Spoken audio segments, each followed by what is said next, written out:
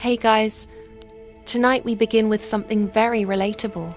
Sleep, or more accurately, how medieval people slept, which turns out to be far weirder than most of us could imagine.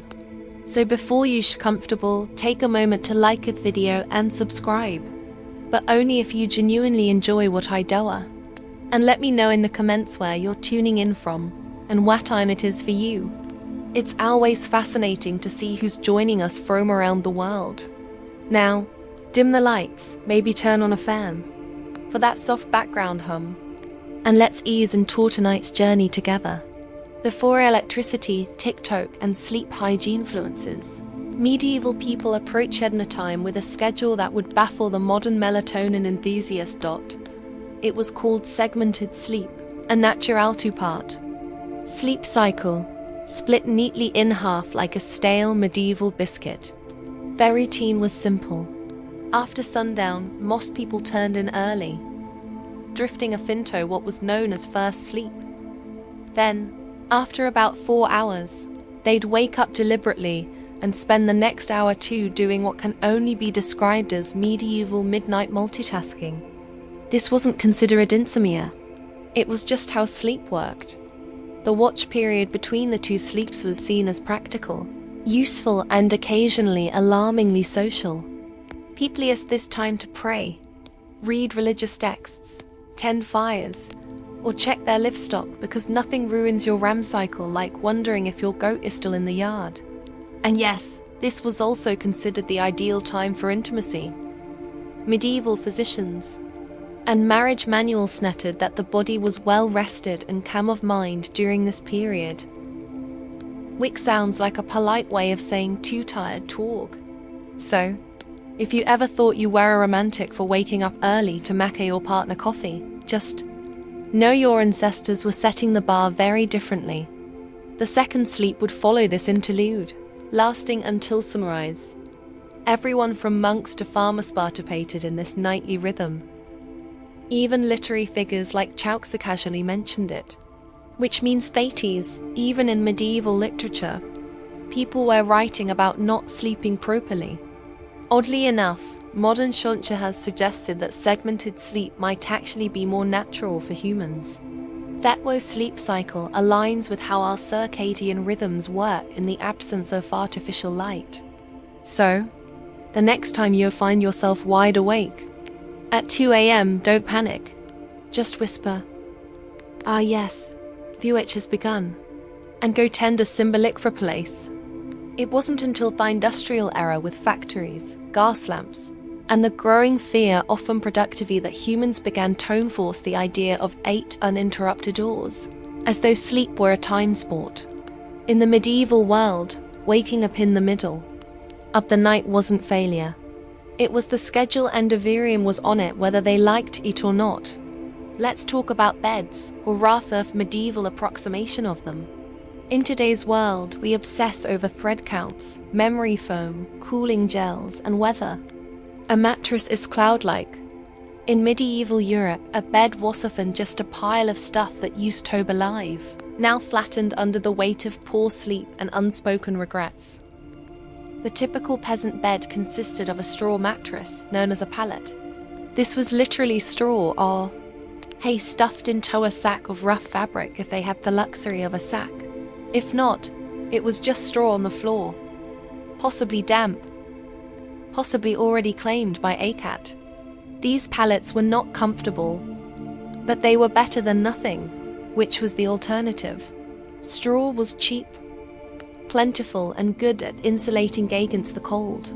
It was also great at harboring insects, lice, and the occasional field mouse, which made sleeping and exercise in cautious stillness. If it itched, you ignored it. If it bit, you just shifted slightly and hoped for the best. If a family had a bit more money, or at least a functional back, they might elevate the straw mattress onto a wooden frame. This didn't change the sleep experience dramatically, but it did reduce their chances of waking up with beetles in your ear slightly. Linens were a rare treat. Most people slept in the clothes they wore all day. Pajamas weren't really a thing, and neither was personal space. Whole families, children, parents, maybe a grandparent, all slept together in the same space, sometimes on the same straw pile. If you got too warm, you could always roll into your cousin's bow. Nobles, of course, had proper beds, large wooden frames, feather mattresses, embroidered sheets, and canopies to keep out the drafts and hopefully the lice. These beds were so valuable they were passed down in wills. You didn't inherit land. You inherited Aunt Matilda's suspiciously lumpy feather bed. Still, for most medieval folks, a bed wasn't a place of comfort. It was a place to not freeze, to avoid the chickens, and maybe, just maybe, to dream of being rich enough to one day sleep on something that didn't squawk or rustle. When we hear nightcap today, we think of a cozy little drink, maybe something with whiskey, a warm fire, and a questionable disham. But in the Middle Ages, a nightcap wasn't a beverage. It was a hat, a real, tangible, often ridiculous-looking piece of fabric designed to keep your head from freezing off while you slept. You see, insulation was technically the strong point of medieval architecture. Stone walls, drafty thatched roofs, and windows made of fine animal horn or oiled parchment didn't domic against the cold, and central heating that was called a dog. So, to keep their heads warm at night, especially since body heat escapes fastest through the scalp, medieval people adopted the humble night cap. These hats came in all shapes and sizes, but the most iconic version was long and pointed, like something you'd expect own a wizard who moonlights as a chimney sweep. They were usually made from wool, linen, or whatever scrap of warmth could be spared without angering the family goat. For men, it was a practical accessory. For women, it sometimes doubled as a coif or head wrap, which also served their dual purpose of maintaining modesty and covering hair. That hadn't seen soap since last Lent. But beyond warmth, nightcaps had social weight too. In some regions, married women were expected to cover their heads at all times. Yes, even while asleep. And the cap itself could be embroidered or dyed to reflect a family's wealth or status. Because nothing says success like going to bed with a mini flag on your skull. In more urban settings, the nightcap even became a symbol of being off-duty. If you opened your door wearing one, it was a polite medieval way of saying, "I'm not dressed for conversation." Andy's, "This hat does mean go away." Of course, nightcaps were often paired with nightshirts, which were essentially long, loose tunics. Picture Ebenezer Scrooge, minus the haunted moral lesson. Sleepwear wasn't sexy, but it was practical, itchy, and occasionally flammable. Today, the idea of sleeping next to a stranger is generally limited to red-eye flights, overly ambitious camping trips, or the occasional bizarre Airbnb mix-up. But in medieval Europe, this was completely normal and not at all optional. Let's say you're a traveling merchant, a pilgrim, or just someone whose mule gave up halfway to Norwich. You find an inn, a rare luxury in itself, and ask for a place to sleep. What you get is not a room or a bed, or even a particularly clean floor. What you get is a spot in a bed that's already occupied. Medieval inns operated more like human bunkhouses than modern hotels. Privacy was not expected. If the bed had space, you were sharing it, usually with complete strangers who might snore, talk in their sleep, or have a suspicious number of boils. This was not considered rude. It was just efficient use of resources. Beds could host 2, 3, even 4 travelers, depending on size and social tolerance. In larger cities, you might end up in a dormitory-like hall with rows of beds and absolutely zero personal space. Snoring contests were judged. Elbow territory was fiercely contested. Sometimes men and women were separated, but not always. Some in stride to assign beds by profession. Blacksmiths with blacksmiths, clergy with clergy, thieves with other thieves savagely. But often it was first come, first sprawled. And while this might sound like a nightmare to modern germaphobes, back, then it was an upgrader from sleeping outdoors with the wolves, the rain, and the occasional peasant uprising. Worried about theft? Many travelers slept with their purse tied to their belt or hidden under their clothes. Others slept on top of their bundles, turning luggage into both pillow and alarm system. If someone moved your bag, it usually meant you were about to wake up poorer. The rich, of course, did not suffer this fate. Nobles traveled with entourages and camped in relative comfort, or demanded their own rooms if an innkeeper valued their roof. In the medieval world, going toad wasn't just about pulling up a blanket and drifting off. It was a spiritual operation, a nightly gamble where the stakes were your eternal soul. People didn't just sleep, they prepared to potentially die. Hence the popularity of bedtime prayers. Forget lavender spray or calming podcasts. Medieval sleepers wound down with confessions, psalms, and soul-cleansing spiritual classes just in case they died somewhere between good night and dawn. The idea is simple. You could die at any moment from illness, fire, demons, or most dangerously, being over 30 in the year 1247. So you'd better say your prayers, not because it was comforting, but because hell was terrifying, and you didn't want to show up uninvited, unwashed, and spiritually dishev. One common version: if it should die before I wake, I pray the Lord my soul to take. Sweet, right? Except it's basically a legal document written by a 7-year-old acknowledging death as a likely bedtime outcome. Many adults had a whole catalogue of prayers for different threats. One for when you were feeling guilty. One for when you thought the devil might be hiding in the rafters. One for plague prevention, which unfortunately aged poorly. Some even prayed to specific saints known for watching over sleepers. Kind of like holy bouncers guarding your cell at the club door. The really devout monks, nuns, and overly anxious nobles ended their day with Compline, the final prayer service before bed. After Compline, they took a vow of silence, which wasn't hard because Ivarian was already exhausted, underfed, and mildly afraid of Thedek. Children were also encouraged to pray, in part because it was good for their souls, and in part because it gave them something to do other than ask why the dog was in their bed again. Parents reminded them that angels were watching, which sounds adorable until you realize it was less guardian. Angeland more celestial surveillance system. In short, prayer before sleep was less about peace and more about last-minute mage control.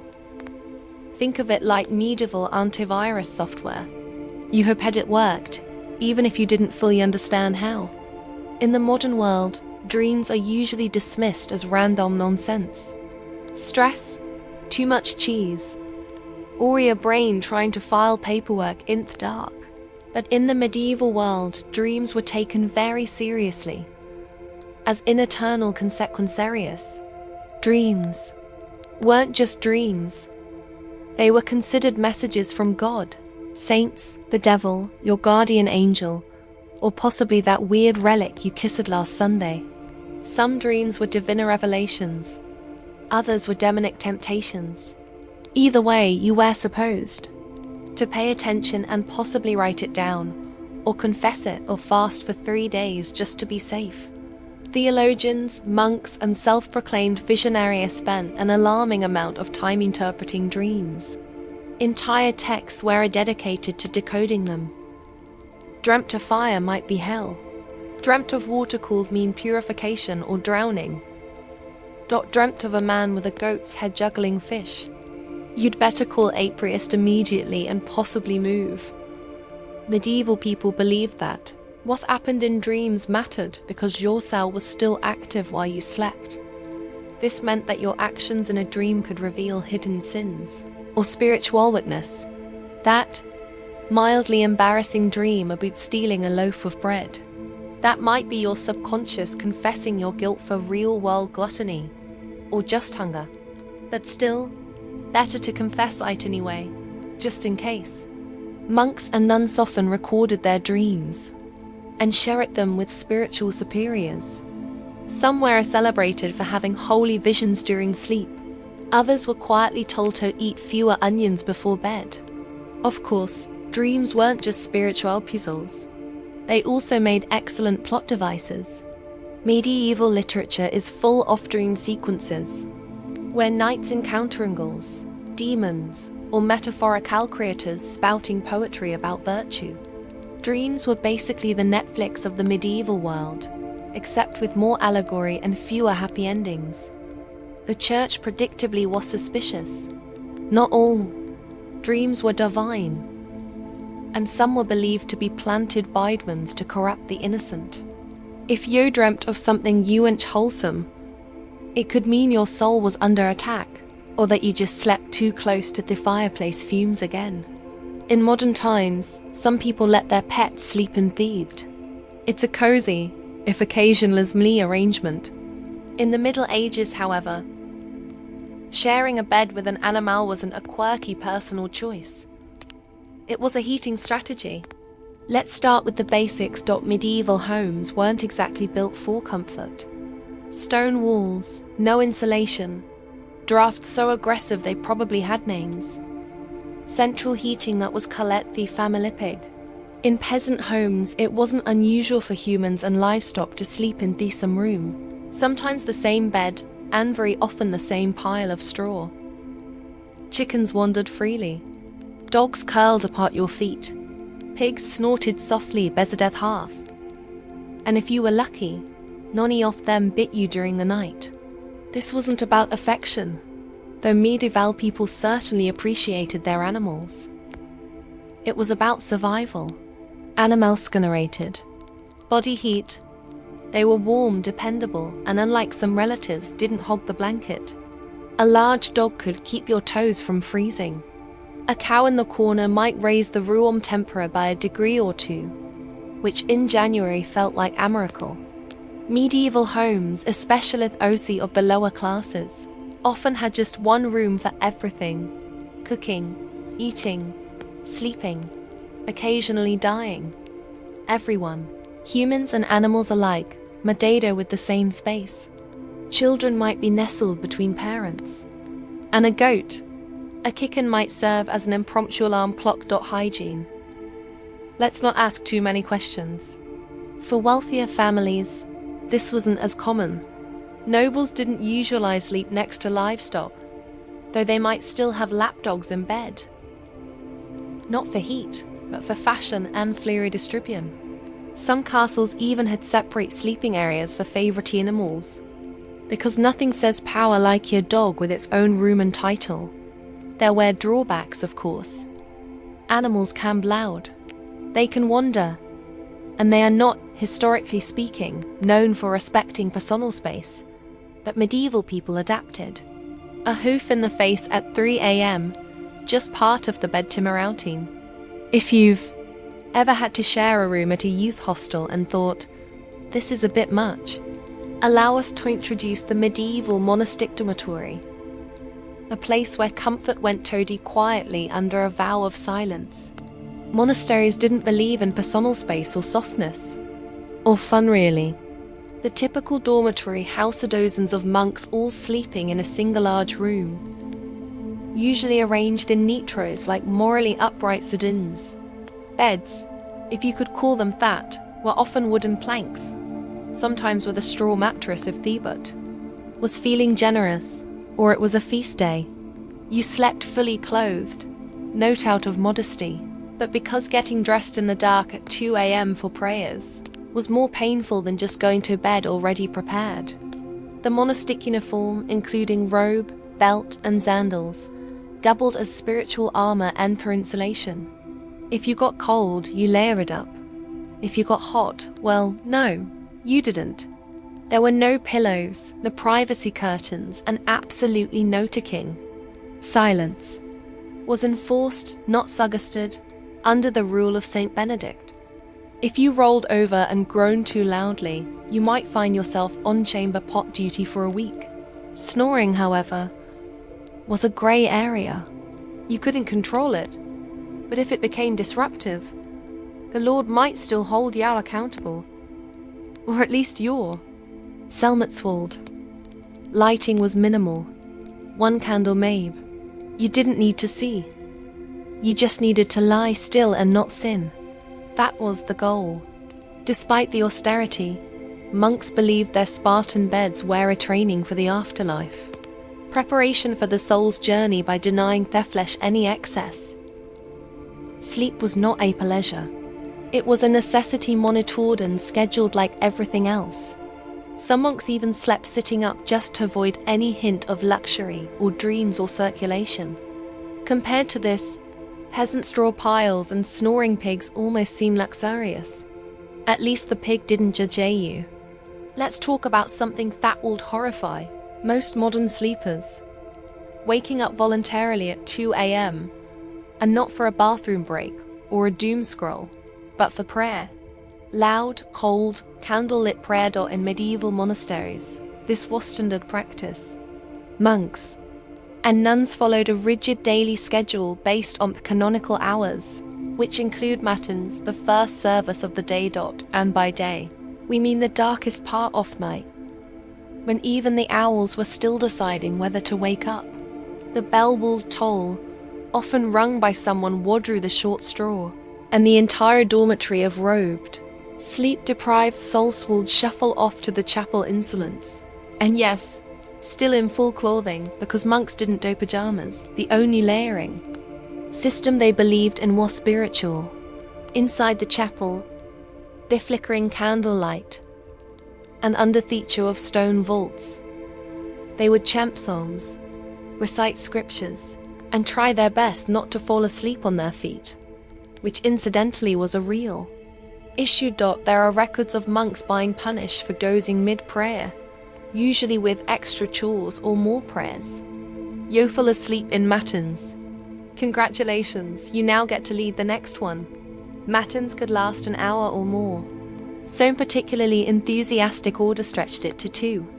Imagine trying to stay spiritually engaged while your stomach reminds you that dinner was a bowl of lentils and a moral lesson, and our body is actively shutting down. After the service, monks would either return to bed for their second sleep, or in stricter orders move straight into study or manual labor-beckers. Nothing says holy discipline like threshing wheat on 4 hours of fragmented rest. Why so early? The ideas to sacrifice comfort and dedicative first and quietest part of the night, O God, uninterrupted by the temptations of daylight, warmth, or REM cycles. It was a powerful symbol of devotion, or at least it was once you got over the numb feet, the candle, smoke, and Brother Ambrose's off-key chanting. In the modern world, sleeping alone is often framed as a luxury, a sign of independence, peace, or just an ability to control the blanket. In the medieval world, though, sleeping alone was considered dubious, impractical, or just downright unsafe. Let's start with the basics. Warmth. Beds, as we've established, weren't exactly toasty. Stone walls and open chimneys didn't do much to trap it, and central heating was still several plagues away. So, people shared beds for body heat, not out of intimacy, but out of basic thermal desperation. Children slept with siblings, parents, and sometimes the neighbor's kid if they were visiting. It was like a sleepover, but nobody asked if you wanted to bever. But beyond warmth, there was a spiritual reason for sleeping in groups. Many people believed the night was when the devil worked overtime. Alone in the dark, your soul might be vulnerable to temptation or worse, possession. Having others nearby created a kind of moral buffer zone. If something went wrong, at least Simeon would witness it or catch Thiedman first. The children, being alone yet, night was practically unthinkable, not just for comfort, but because of ghosts, fairies, and wandering spirits were all part of the nightly landscape. Thales warned against solitary sleep as a gateway to mischief and spiritual peril. And unlike today's bedtime mysteries, these tales didn't end in hugs. They ended in disappearances. Even married couples often shared their beds with children, servants, or random guests. Privacy was not a concept so much as a modern myth. In fact, the idea of two people sleeping alone in a giant bed was so foreign that it would have been considered either wasteful or deeply suspicious. In religious contexts, Evan monks often slept communally, and if Somione was assigned to sleep alone, it was often for disciplinary reasons. Yes, in some cases being alone in bed was literally a punishment. Medieval logic. Solitary sleep grants opportunity for sin. Group sleep. Public accountability. Next time you're curled up in your own bed with your own blanket in a room that doesn't smell like goat. Enjoy the silence. In medieval times, you'd probably have a toy kids, a sheepdog, and a cousin Intha with you, all of them snoring. If you've ever accidentally fallen asleep sitting up in a lecture, a carriage, or a dentist's waiting room, you probably woke up with a crick in your neck and a deep sense of regret. But in the Middle Ages, sleeping upright wasn't an accident. It was a lifestyle. Some medieval folks, particularly thealthy or religiously devout, chose to sleep propped up rather than lying flat. Why? A few reasons, none of them particular fister. First, there was a medical belief that lying flat was bad for digestion, the lungs, or the general balance of the bodily humours. In a world where doctors thought a sneeze cultures your soul, this logic made perfect sense. Upright sleeping, they believed, helped avoid congestion of their brain, which sounds ominous, but mostly mean don't drown in your own phlegm. Second, there were spiritual concerns. Lying flat was considered too close to the posture of the dead. You didn't want to confuse God or worse, attract attention from the angel of death by sleeping in the same position as at funerals. Superstitious? Absolutely. But when your local priest doubled as community's health consultant, you picked your battles carefully. As a result, people often slept partially reclined, supported by large bolsters, pillows, or the wooden headboard equivalent of a medieval lazy boy. Nobles sometimes had their beds rigged with angled supports to maintain a semi-seated posture, perfect for digesting one's evening meat pie or fending off surprise demon attacks. Monks took it a step further. In stricter orders, they might even sleep sitting upright on a bench or leaning against a cold wall with nothing but a hood to muffle their discomfort. It wasn't about health. It was about discipline. If you were too comfortable, you might dream. If you dreamed, you might sin. If you sinned, well, welcome to confession at 5 a.m. Needless to say, this wasn't about quality rest. It was about virtue, discomfort, and mildly confusing theology. Forget haunted dreams or goblins under the bed. For medieval people, the real monsters of the night were already in the sheets, small, persistent, and entirely uninterested in your prayers. We're talking, of course, about fleas, lice, and the medieval bedroom's unofficial mascot, the bedbug. Let's not sugarcoat it. Hygiene wasn't exactly medieval Europe's strong suit. Baths were rare. Laundry was expensive, and soap was sometimes made from substances better left unaided.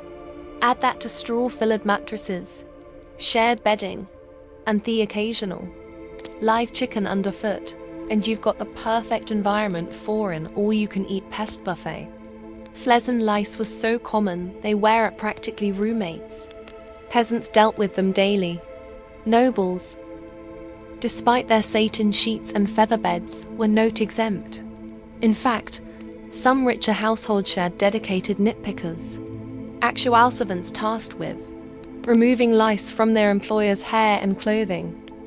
Imagine that as your job title, Master of the Royal Scalp. Bed bugs, meanwhile, were thesilent assassins of medieval sleep. They hid in wooden bed frames, mattresses, and even the cracks in stone walls, emerging at night to feast like tiny vampires. If you ever wondered why medieval people wore nightcaps and slept fully clothed, it wasn't always about warmth. Sometimes it was peste defensorma. Solutions ranged from mildly effective to impressively deranged. Some households burned strong-smelling herbs like wormwood or tansy to repel bugs. Others slept with garlic, onions, or even ashes in the bed, which may have done little for the pests, but certain like it romance to a minimum. It wasn't just physical discomfort either. Fleas were often seen as symbols of sin or moral impurity, biting reminders of the fall of man and poor bedding choices. Entire poems were written about fleas, some moralizing, some weirdly romantic, because nothing says I love you like, let us be united like the flea that bites us both. So, while modern sleep is interrupted by buzzing phones and street lights, medieval sleep was more likely disturbed by scratching, twitching, and the subtle feeling that something was crawling on your shin. Because it was. You've all had restless nights. But have you ever tried falling asleep while wearing 100 pounds of iron? No. Well, in the Middle Ages, some people did exactly that because apparently things says sweet dreams, like being prepared to joust in your sleep. Now, tobe clear, most people, even knights, didn't regularly sleep in full armor. It was hot, heavy, and loud. Trying to roll over in a suit of chainmail is a bit like trying to nap inside a bag of cutlery. But during wartime or in hostile territory, sleeping partially armored was considered the safer choice. Comfort, optional. Survival, highly recommended. A knight on campaign might move only his helmet and gauntlets, keeping his mail shirt or breastplate on just, in case enemies decided to stage a midnight surprise party. There's nothing quite like waking up to the sound of hooves and having to suit up while still half dreaming about turnips. In castles under siege, men-at-arms might even sleep with swords or axes at their side, like some very aggressive bedtime security. Blankets, shields doubled as pillows. And if the enemy breached thewels, well, at least you wouldn't have had to get dressed up priorities. Of course, sleeping in armor wasn't exactly restorative. Iron isn't breathable, and chain mail has a bad habit of pinching skin. Add cold stone floors, mini-malbding, and the ambient sounds of snoring comrades and crackling torches, and you've got a sleep environment that ranks somewhere below airport terminal in the comfort scale. Even those not in battle sometimes wore light protective vigor while sleeping in Dangarel's regions.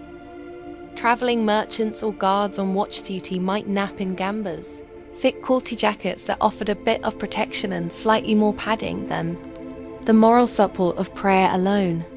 And lest we forget, armor wasn't exactly subtle. If you rolled over the wrong way, you might clank so loudly that everyone else woke up and assumed the apocalypse had arrived again. In a time when night ligmens, lice infestations, and pigs in your bed weren't considered unusual, you might think that sleepwalking was just more medieval inconveniencing. But oh no, it was much more dramatic than that.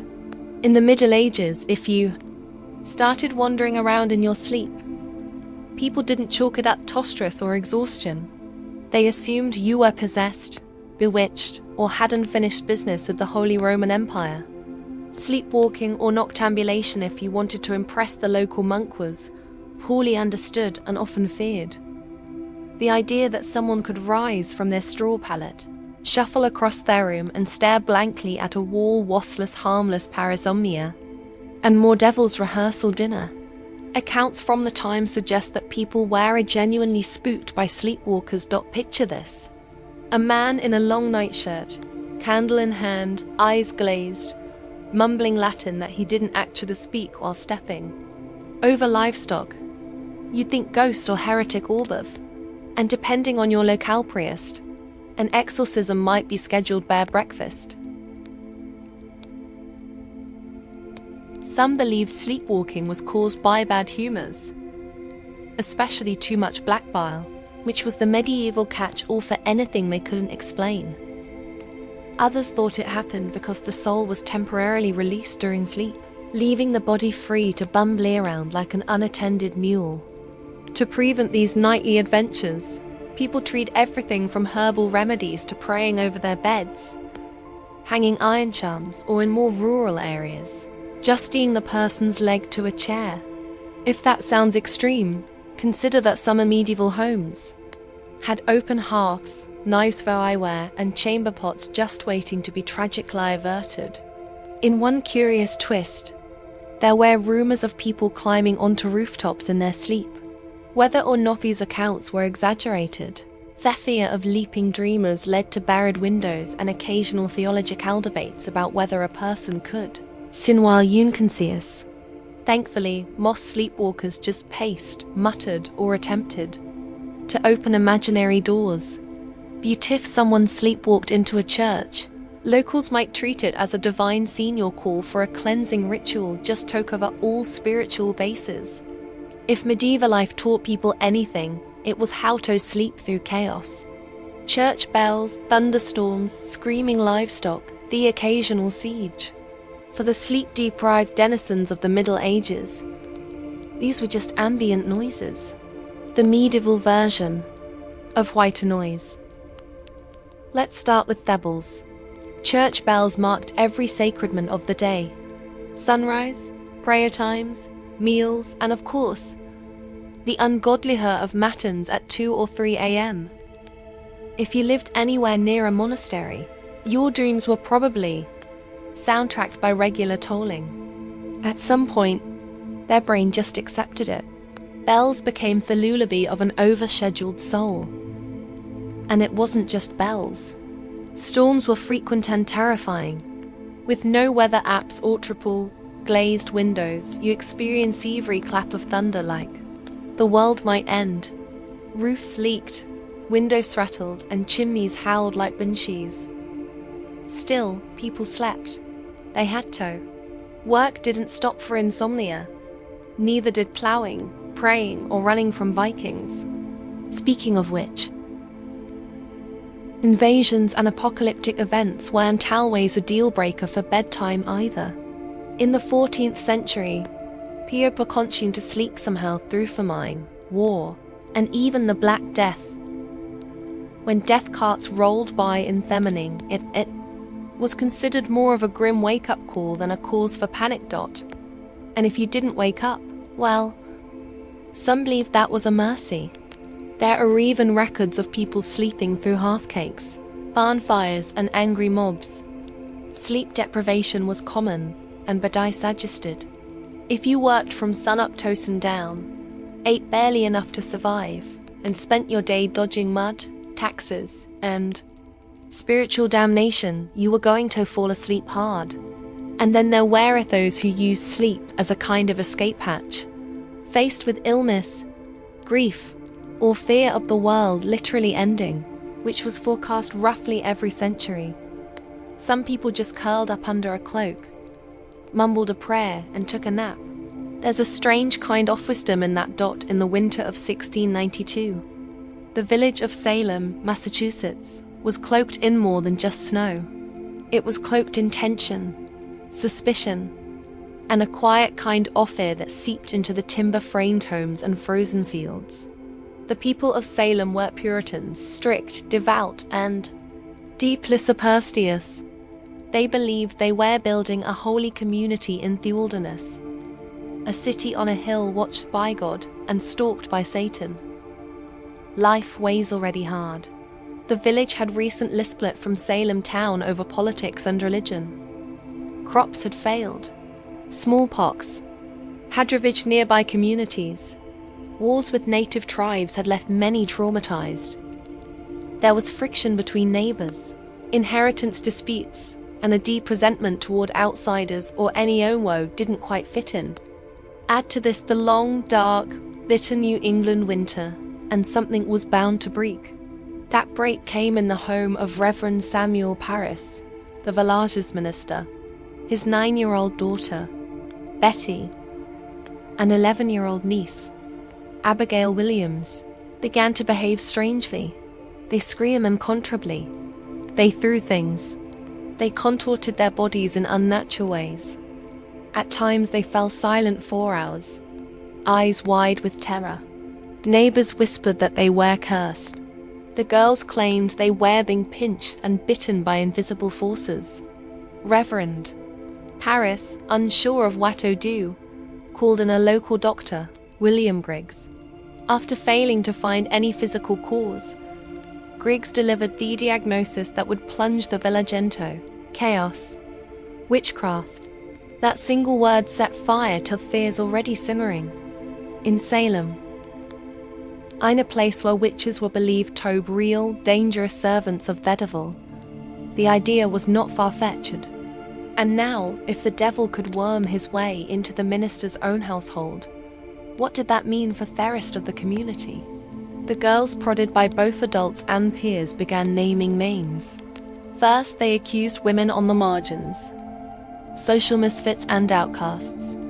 But soon the accusations would reach the respectable, the wealthy, even the pious. Salem was a small village, but what was about to happen would echo far beyond its borders. What began as whispers in the dark would soon become cries from the gallows, an legacy of paranoia that still haunts America's history books. Once the idea of witchcraft took root in Salem, it spread like ivy, quiet at first, then strangling everything it touched. The afflicted girls, Betty Paris, Abigail Williams, and soon others like Ann Putnam Jr. and Mercy Louis seemed to grow bolder. With each passing day, they convulsed in court, screamed prayers, and claimed they could see dark spirits hovering over certain villages. It wasn't just childhood imagination. It was theatrical, public, and most disturbingly believed. The first to be accused were those with the least protection. Women who already lived on the edges of society. Sarah Good, a homeless beggar, was known for muttering to herself when turned away from doorsteps. People claimed her mumbling was a curse. She smoked a pipe.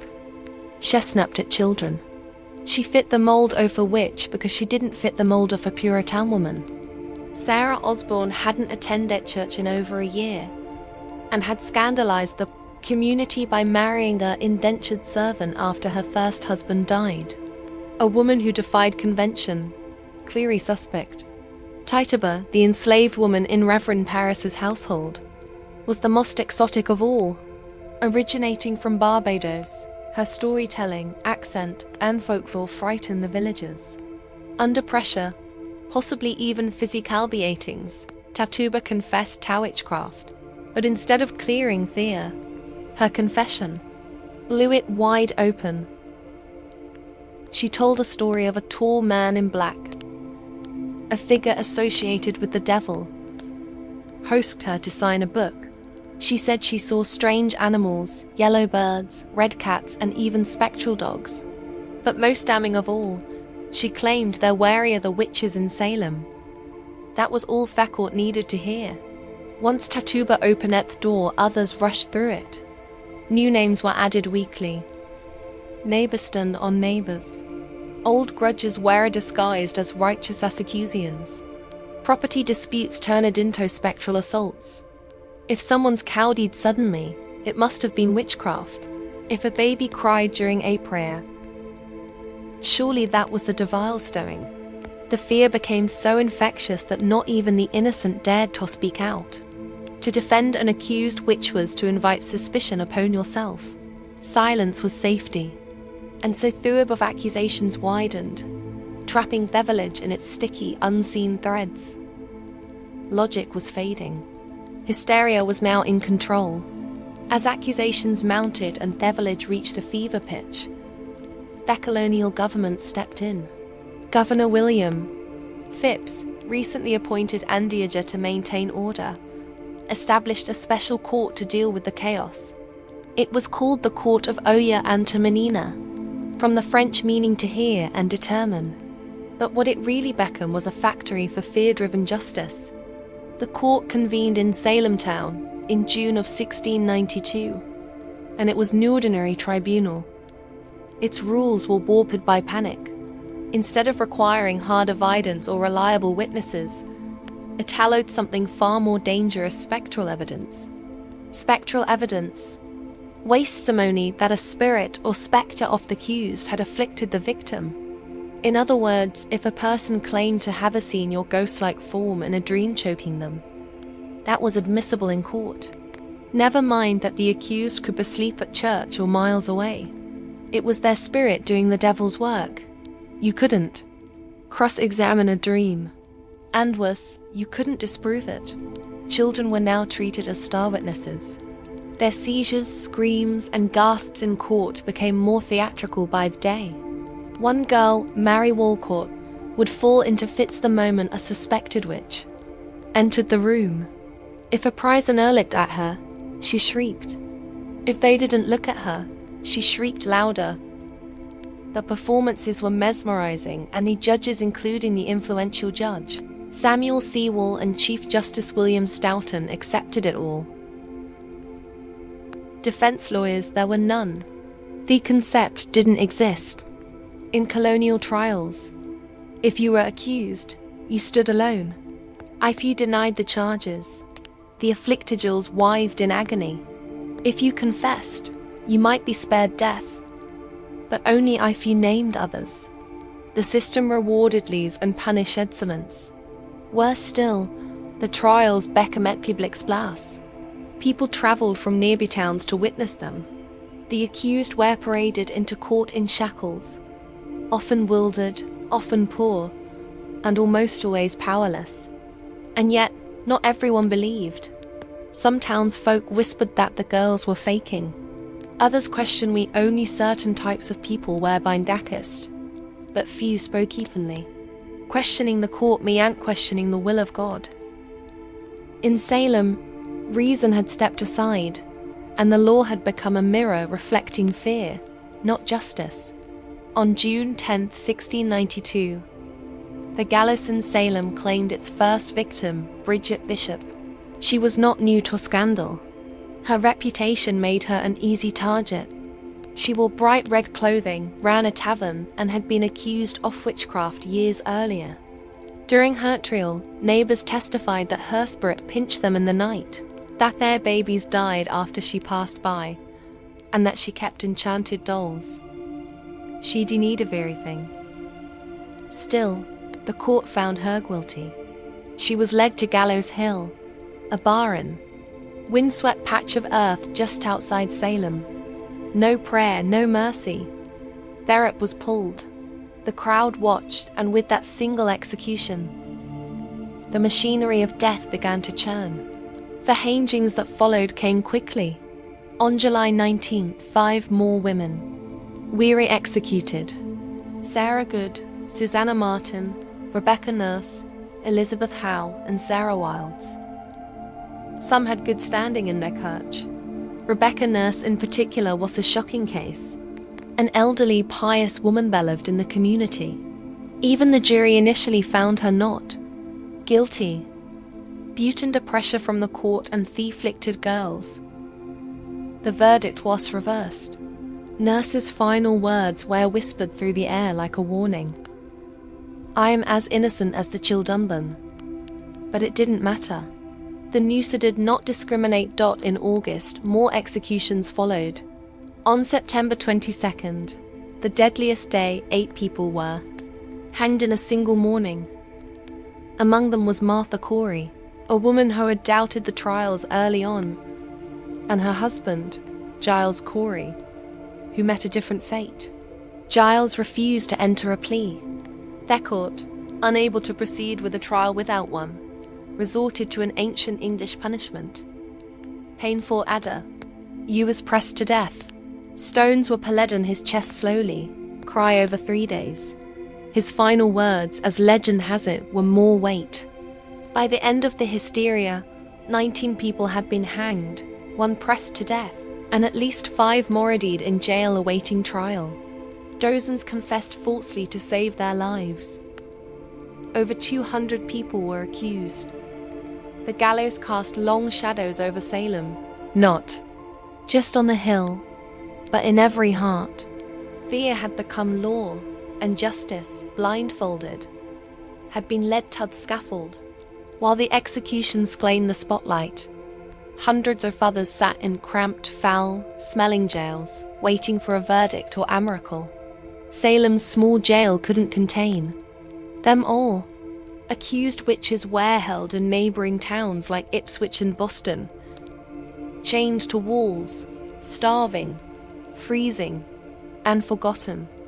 Most of the accused weren't witches or even outcasts.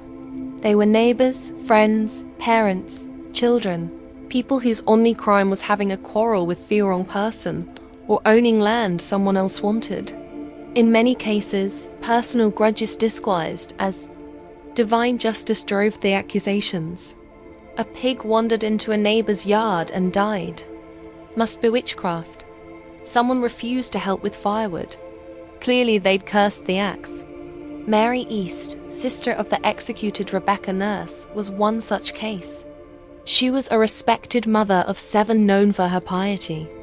Initially released by the court, she was rearrested days later after new fits from the afflicted girls. Her second arrest sealed her fate. In a final petition to the judges, Mary begged them not for her own life, but that they put a stop to these proceedings before more innocent blood is shed. She was hanged soon after. Another notable case was Dorothy Good, the 4-year-old daughter of Sarah Good. After her mother's arrest, Dorothy was interrogated and under pressure confessed to being a witch. Her answers, gibberish and fear, were taken as truth. She was imprisoned for 8 months in Kynes. When finally released, she was mentally broken, never recovering from the trauma. Pregnant women were not spared. Elizabeth Proctor, whose husband John Proctor would later hang, was found guilty and sentenced to die. But because she was pregnant, her execution was delayed. It likely saved her life. She gave birth in jail and was eventually released after the trials ended. Accusations snowballed. Some accused confessed in desperation to avoid death, then the others to shift suspicion away from themselves. Entire families were pulled into the spiral. Fathers, wives, daughters, no one was beyond reach. Meanwhile, the jails swelled beyond capacity. Food was scarce. Disease spread. Some died awaiting trial, lost in the legal limbo of paranoia. And still new names were added each week. In Salem, it no longer mattered who you were, only who was willing to say your name. By the fall of 1692, the spell of hysteria began to crack, not because Thacourt came to its senses, but because reality forced its way back in. The turning point came when accusations grew too bold. People who had once supported theatricals found themselves suddenly on the wrong side of them. Reverend George Burroughs, a former Salem minister, was arrested and charged with being the ringleader of the witches. He was well-educated, well-spoken, and had previously clashed with influential families in the village. That was enough. But on the day of his execution, Burroughs did something shocking. He stood on the gallows and flawlessly recited the Lord's Prayer, something witches were believed incapable of doing.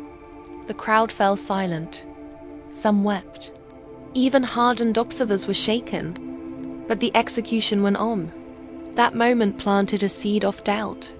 Then came the accusation of Mary Phipps, the wife of Governor William Phipps. Suddenly, the hysteria had reached the top of the colony's social ladder. Phipps, already unnerved by growing criticism and chaos, finally took action. In October 1692, he dissolved the court of Oyer and Tamanina, halting all pending executions and trials. Public sentiment had shifted. Ministers, once silent or complicit, began to speak out. Increus Mather, one of the colony's most respected theologians, denounced the use of spectral events. It were better, he said, that 10 suspected witches should escape than only innocent person should be condemned. A radical thought in a society that had for months believed exactly the opposite. People who hadn't cheered the trials began to question them. The jails were still full, but the appetite for more blood had dulled. Too many respected figures were being accused. Too many innocent people had been buried. The villagers had begun to see that this wasn't divinity justice. It was madness. Confessions dried up. Some accusers backtracked. Others disappeared from public view. And those who had previously shouted the loudest now lowered their eyes. The fear hadn't disappeared, but it had exhausted its fear. The public wanted stability. The officials wanted to save face. And Salem, bruised and ashamed, was finally ready to wake from its nightmare. The storm was breaking, but the damage, if that already been done. By late 1692, the judicial system that had fueled the hysteria began to collapse under the weight of its own absurdity. With the court of Oya and Terminina disbanded in October, a new, more cautious court, the Superior Court of Judicature, was formed in early 1693. This time things were different. Spectral evidence was no longer allowed, and the judges were noticeably more skeptical of the accusers' wild claims. Their assault, the convictions slowed dramatically. Many accused witches were acquitted outright. Of the 56 cases brought before the new court, the majority were released. Even those who had already confessed began to recant their testimonies, admitting that fear, torture, or pressure had forced them. Totally. The dramatic performances of the afflicted girls lost their persuasive power. The most prominent case in the unraveling of the trials was that of Reverend Samuel Willard, a respected mister who came under suspicion. While was never formally charged, the fact that such a high-ranking devout man could be suspected highlighted how arbitrary and corrupt the process had become. The court, once ferocious, was now cautious. They began quietly releasing those still in jail. First those with little evidence against them, and eventually even those who had confessed witchcraft under duress. Meanwhile, families of the executed began to demand justice. John Proctor's children petitioned for their turn of his property. Rebecca Nurse's family launched a campaign to clear her name. In time, community shame replaced community fear. Church congregations fracked. Friendships were severed. The very fabric of Salem's social order had been shredded. Governor Phipps, realizing colony's growing international embolism, pardoned the remaining prizes in 1693. But even freedom came at a cost. Many families had to pay for their own jail fees before being released. Imagine losing your home, your health, and nearly your life only to be handed able for the privilege of surviving. By the end of the ordeal, 19 people had been hanged, 1 pressed to death, 5 died in jail, and over 200 had been accused. The court didn't just collapse, it imploded, leaving behind a crater of guilt, grief, and disbelief. The trial had ended, but the healing had not even begun. Salem was a village forever altered by the people it had lost, the justice it had abandoned, and the mirror it was now forced to look into. The gallows was silent. The jail had emptied, but Salem was far from peaceful. The town wasn't haunted by ghosts, but by guilt. What had started with a handful of sick girls had exploded into a communal act of destruction. Families had been torn apart, reputations ruined, and innocent lives ended. And now the survivors had to live in the wreckage. Neighbors could no longer look each other in the eye. The same people who'd prayed together had testified against one another. Some of the afflicted girls quietly left town. Others faded from the public eye. A few, like Anne Putnam Jr., would later express themselves. In 1706, she stood before her congregation and publicly apologized for her role in the trials, blaming delusion be Satan. But for many, the damage was beyond words. The court officials, too, carried their burden. Judge Samuel Sewell, one of the most prominent figures in the trials, was one of the few to admit wrongdoing. In a remarkable act of public penance, he stood during a church service in 1697, while a minister read out his confession and prayer for forgiveness. It was a rare moment of accountability in a time when most tried to forget. But forgetting wasn't easy. Families of the condemned began demanding conspensa.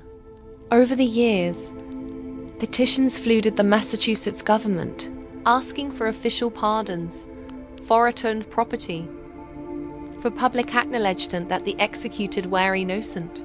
Slowly, the government trusted. In 1711, the colony passed able restoring the rights and good names of some of the victims and offered limited financial restitution to their heirs. But even that wasn't comprehensive. Some families, like the Coreys and the Proctors, were left out entirely. Whispers of witchcraft never quite left New England, but in Salem, the shame became part of the town's identity. The village eventually changed its name to Danvers, perhaps to distance itself from its infamous past. Gallows Hill was never officially marked, as if town hoped to bury not just their dead, but the memory of what had happened. But the memory persisted, in sermons, in stories, in the silence between former friends. Salem had not been cursed by witches. It had been cursed by fear, by pride, and by unchecked power. And that curse would linger long after the executions stopped. The Salem witch trials ended more than 3 centuries ago, but their legacy continues to echo, not just in textbooks and historical tours, but in how we understand justice, fear, and the fragility of truth. What happened in 1692 wasn't simply a strange episode of mass hysteria. It was a breakdown of logic, compassion, and legal integrity in the face of panic. Ordinary people, farmers, midwives, ministers became executioners simply by believing too easily and questioning too little. The courts meant to protect the innocent became tools of oppression. Religion was weaponized. Testimony became theater, and silence became guilt. One of the most chilling aspects of Salem's tragedy is how quickly it unfolded. In a matter of months, fear overcame fact. Old grudges disguised as spiritual warfare became death sentences. It didn't take demons or devils. It only took belief in them. But trials also taught hard-earned lessons that would ripple through American society. In the years and centuries that followed, the Salem episode would be cited repeatedly in debates about due process and civil liberties. The US Constitution, written nearly a century later, would explicitly prohibit things like ex post facto laws and bills of attainder measures that had in effect doomed the accused in Salem. The guarantee of a right to legal counsel, the right to face your accusers, and the requirement for concrete evidence were hard-honor principles forged in part from the ashes of Gallows Hill. In modern times, the phrase witch hunt has become shorthand for political persecution or moral panic, though it's often used with little regard for the real terror those words represent. In truth, Salem was not a metaphor. It was a town where people were hanged for imaginary crimes, betrayed by the very systems designed to protect them. Perhaps the most lasting lesson is this: fear unchecked can become its own form of tyranny. And when fear is legitimized by power, by courts, by churches, by governments, it becomes almost untenable. The Salem witch trials are a cautionary tale, not just of one village's descent into madness, but how easily reason can fall when fear is given authority. The gallows may be gone, the courtroom's quiet, but fewing still stands. Truth is fragile. Justice is not automatic, and history has a habit of repeating itself unless we remember. Fulvia was born around 83 BCE INT, the elite yet slightly eccentric Fulvey family, an old plebeian house that had long since clawed its way into the upper echelons of Roman politics. Though not one of the oldest patrician clans, the Fulvii had produced consuls, generals, and orators. Their bloodline carried both ambition and a taste for disruption. Fulvia's father, Marcus Fulvius Bambalio, was known more for his bumbling speech than his political legacy. His nickname, Bambalio, literally referred to his stammer. But Fulvia, she was no stammer. She was born to command. From a young age, Fulvia would have been surrounded by the sharp-edged world of Roman power. Senators and generals debated policy in her home. Elections and treachery were a daily news. She would have seen how politics wasn't just played in Thefram, but in marriages, funerals, rumors, and backroom deals. Women in elite Roman households were expected to be quiet partners, refined, educated, and obedient. Fulvia would break all of those expectations. She was wealthy, highly educated, and connected. And Shek knew it. While her early life remained hazy in the historical record, her latter actions suggest a young woman who was observant, politically literate, and utterly unafraid. This wasn't someone who faded into the background. She had a strong personality, a sharp, political mind, and a will to act even in the male-dominated space of Roman governance. This was also a period of unprecedented instability. The Republic was unraveling. Civil wars, populist revolts, and power struggles between generals like Sulla, Pompey, and Caesar were turning Rome into a pressure cooker. The old rules were collapsing, and Fulvia came of age right in the middle of it. Rather than recoil from Charles, Fulvia would learn to use it. Really, life didn't produce the kind of modus matron Rome idealized. It produced a woman who saw politics not as a man's world to be feared, but as a battlefield to be mastered. She would go on to marry 3 powerful men, each a near-radical player in Roman history. But Fulvia wouldn't just marry power. She would command armies, lead revolts, and become the first Roman woman to appear in coinage, not as a goddess, but as herself. Rome wasn't ready for Fulvia, but she was ready for Rome. Fulvia's first marriage was to Publius Caius Pulcher, and it was anything but conventional. Caius was no ordinary Roman noble.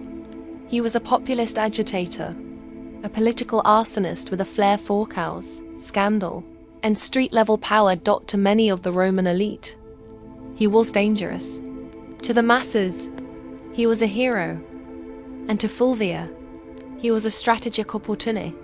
Their marriage sometime in early 50s BCE united Fulvia with the man who had turned the Roman Republic into his personal stage. Caius was infamous for his theatrical defiance of tradition. He hadn't disguised himself as a woman to infiltrate a sacred female and the religiosity in Caesar's home. Scandalous behavior that only seemed to raise his popularity. He later renounced his patrician status to run for the tribunate of the plebs, an office that gave him veto power over the Senate. Caius understood Rome's street politics better than most, and Fulvia, far from being a passive consort, was right there beside him. She wasn't a silent partner. Roman sources suggest that Fulvia actively participated in her husband's political world. She engaged with his supporters, was visible during his campaigns, and managed their household as a hub for clay politics. Together, they represented a new kind of Roman power couple, bold, populist, and unapologetically Islegate. But the alliance came at a cost. In 52 BCE, Caius was murdered on Pyenwe by the bodyguards of his political rival, Titus Annus Milo. His death sent shockwaves through Rome, but Fulvia was not about to mourn quietly. She staged a political funeral that historians still talk about today. She paraded Caius's mutilated body throughout the Roman Forum. Bloodied wounds exposed for maximum effect. The public was horrified and enraged. Riots erupted. The Senate House was burned to the ground. Fulvia had turned personal grief into public uprising. This was her first major political act, and it worked. Her ability to manipulate public emotion, use spectacle as strategy, and wield her husband's legacy as a weapon made her a new kind of player in Roman politics. Claeus was gone, but Fulvia had stepped out of the shadow, and Rome would never see her the same way again. Fulvia didn't linger in mourning. In Rome, political capital had a short shelf life, and she understood that better than anyone. Shortly after, the violent death of Claeus Pulcher, she entered into a second marriage, this time to Gaius Scribonius Curio, a rising political star, and one of Julius Caesar's most passionate supporters. On the surface, Curio seemed an unlikely match. He had a flamboyant reputation and a taste for drama, but beneath their bravado was a sharp political operator. As tribune of the plebs in 50 BCE, Curio wielded enormous influence during one of Rome's most volatile periods. The Republic teetered between war and peace, between Caesar's ambitions and the Senate's resistance. Fulvia saw in Curio not just a husband, but a bridge to the next power block. This was no romantic rebound. It was a calculated alliance. With Claeus gone, Fulvia needed a new political anchor. Someone who could carry forward the populist legacy her first husband had built, and someone who had Caesar's backing. Curio fit both bills. Through him, Fulvia remained tightly embedded in the shifting power dynamics of Rome. She didn't just marry into the movement, she helped shape it. Fulvia ensured Claeus supporters stayed active, rebranding their cause under Curio's leadership, and keeping the urban masses politically engaged. But the Roman world was collapsing fast. Tensions between Caesar and Pompey exploded into civil war. Curio threw himself into the fight, taking Caesar's side. Fulvia, as always, remained politically involved. She reportedly helped organize support and manage resources for her husband's campaign. In 49 BCE, Curio led a military expedition to Africa to secure Caesar's position, but it was a disaster. He was ambushed and killed by the forces of King Juba the Numidia. His death was brutal and his army annihilated. Once again, Fulvia was widowed, and once again, Rome waited to see if she would fade into the background. She didn't. Curio's death solidified her status as a political widow with dangerous succulence. She had now lost 2 husbands to Rome's civil unrest, and both had died fighting for populist causes. But Fulvia was far from finished. Her most audacious partnership and her most dramatic chapter was still to come. Fulvia's third and most famous marriage was to Mark Antony, the ambitious general and loyal ally of Julius Caesar. Their union, forged Semetimir in 47 BCE, wasn't merely a romantic attachment. It was a merger of power. Fulvia had already proven herself as a master of Roman street politics. Antony, rising rapidly through the military and political ranks, needed that kind of savvy support in Rome. Together they formed one of the most politically potent couples of the late Republic. By the time of their marriage, Fulvia was no stranger to blood and betrayal. She had buried 2 husbands and outmaneuvered countless enemies. Antony was no stranger to scandal either. He drank, he gambled, and his personal life was notoriously chaotic. But with Fulvia, he had found someone who could do more than entertain him. She could defend his interests, hold his ally in Sestiger, and rally supporters when he was away on campaign. And Antony, despite his brash exterior, understood her value. Hallowed Fulvia to exercise authority that no Roman woman had publicly wielded bare. She opened his correspondence. She issued orders in his absence. She sat in on meetings and influenced appointments. Roman sources, mostly hostile, depicted her as overbearing and power-hungry. But what disturbed the most wasn't her ambition. It was that she acted like a Roman man in a world that had no language for such a woman. After Caesar's assassination in 44 BCE, the Republic was plunged into chaos once more. Anthony rushed to secure his position as Caesar's political heir. But it was Fulvia who held Rome itself. While Anthony formed the second triumvirate with Octavian and Lepidus, Fulvia acted as his representative in the capital, managing patronage networks, coordinating with street gangs, and ensuring Antony's supporters remained. She even helped arrange Antony's official reconciliation with Octavian by marrying her daughter Cleia to him, an alliance that would later implode.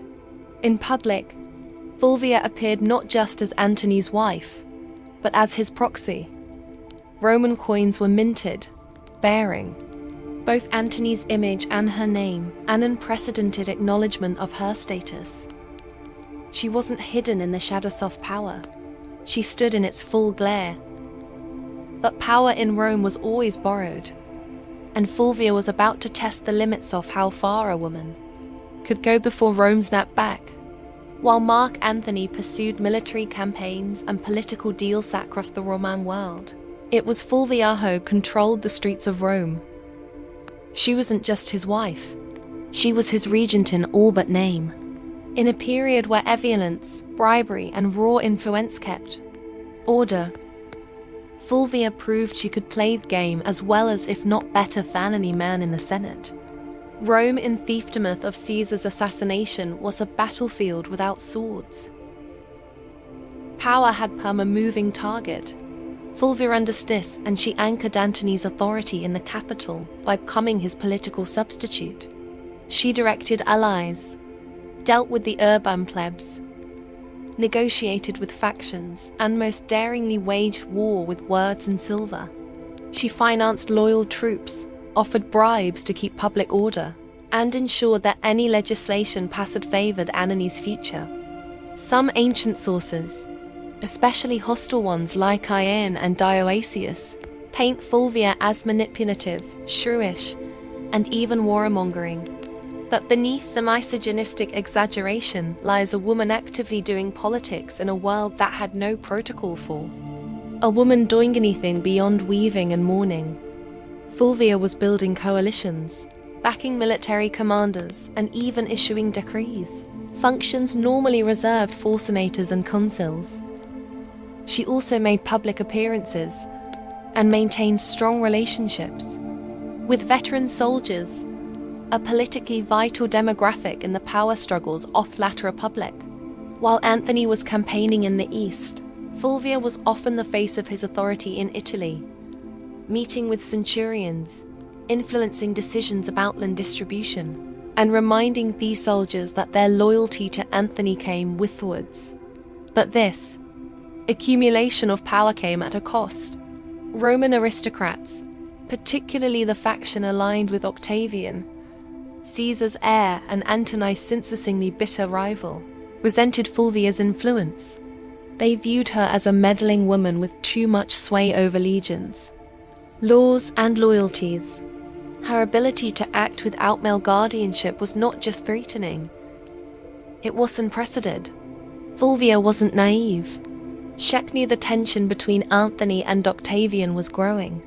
She could see that their alliance was cracking, and she understood something that neither man seemed to fully grasp yet. The Republic wasn't big enough for both of them.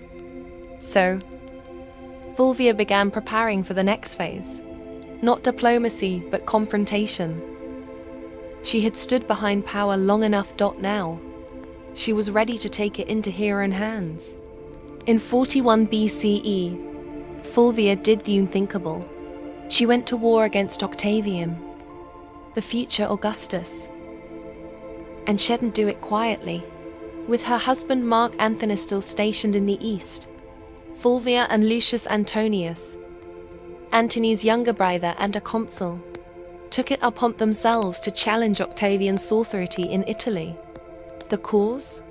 Ostensibly, it was to defend Antony's interests and protect the land rights of Roman veterans loyal to him.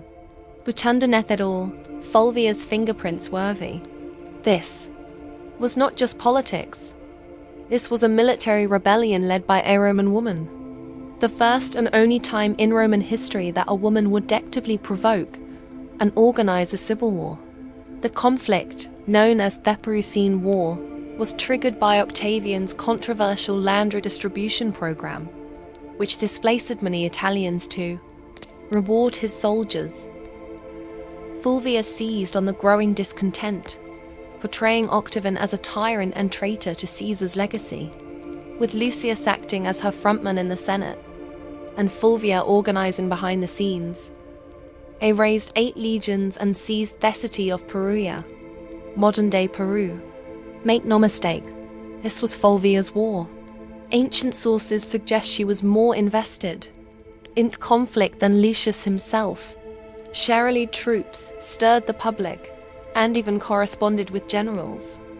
Rome buzzed with rumors of her commanding legions, issuing orders and forcing Lucius into confrontations he didn't want. Octavian, though surprised, acted quickly. He besieged Peru through winter 4140 BCE, cutting off supplies and hammering the city into submission. Fulvia, stuck between dwindling food and political betrayal, watched her bold gamble unravel. By early 40,000 BCE, the city surrendered. Lucius Antonius was spared, likely as a gesture to avoid alienating Antony. But Fulvia was exiled. The woman who hadn't commanded riots, marriages, armies, and public opinion was now deemed too dangerous for Roman soil. She was sent to Sicyon in Greece, where she hoped to unite with Antony. But Antony didn't come running. The once powerful alliance between husband and wife had eroded in the fog of war and distance. Fulvia had acted in his name, but perhaps with Alpha's blessing. She had dared to do what no Roman woman had before, wage a civil war. And now the Republic had made her pay the price. Banished from Rome, Fulvia landed in Sicyon, a city in Greece that had become a kind of diplomatic purgatory for failed power players. She had gone to war, not for personal gain, but in her husband's name. She believed she was defending Mark Ananias' interests, his honor, and perhaps their shared vision of Rome. But what awaited her in exile wasn't a hero's welcome. It was silence. Fulvia had risked everything. Her status, her alliances, her life. And yet, Antony did not immediately rush to meet her. In fact, by the time Fulvia arrived in Greece, Antony was already entangled with Cleopatra in Egypt.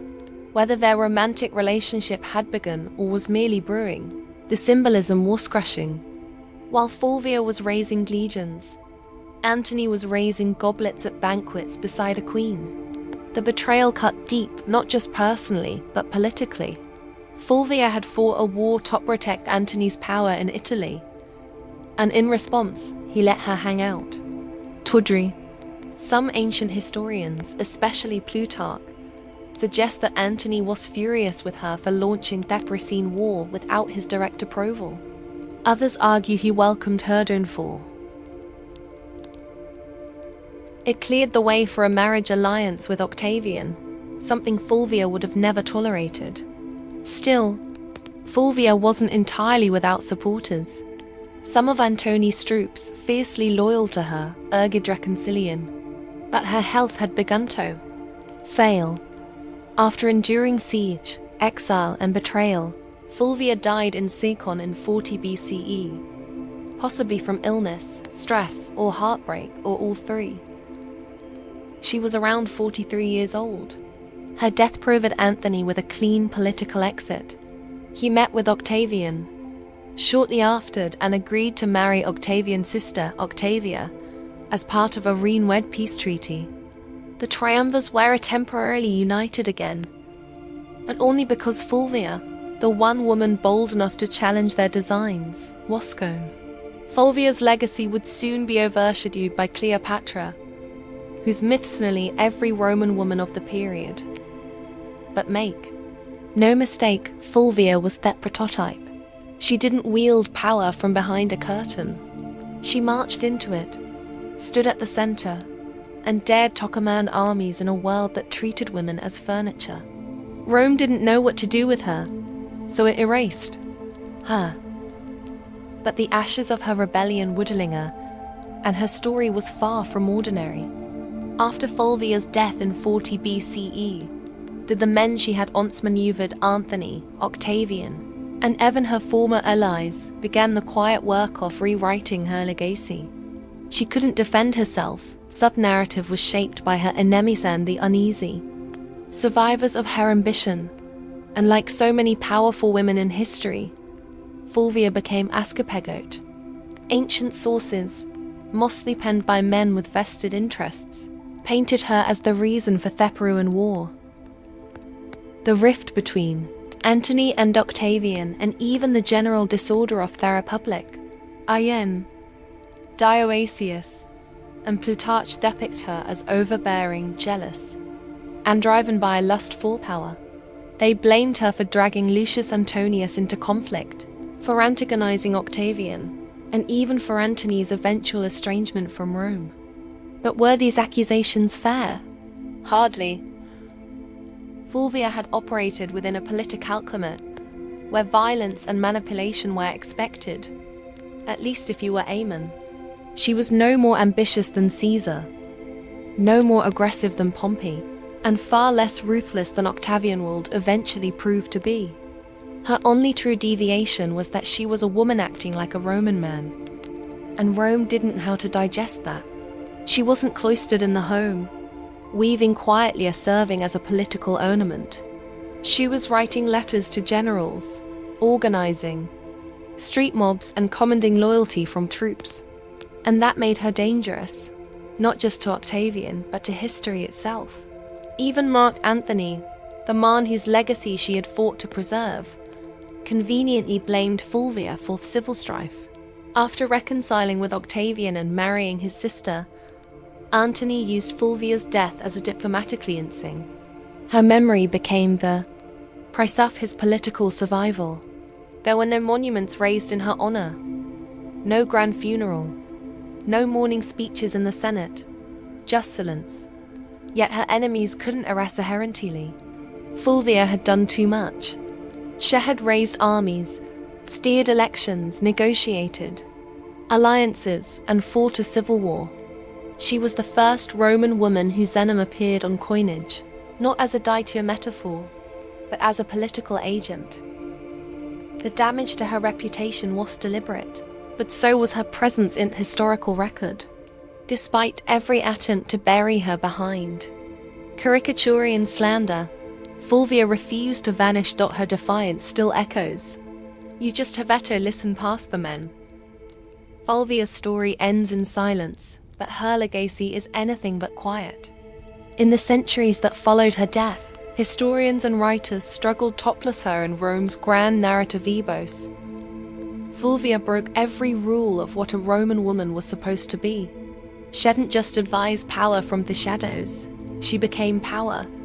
And that made her both unforgettable and deeply unsettling to a patriarchal world.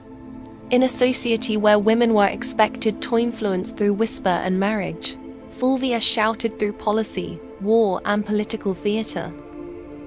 She was not a consort, she was a commander. And yet, she was remembered more for her defiance than her accomplishments.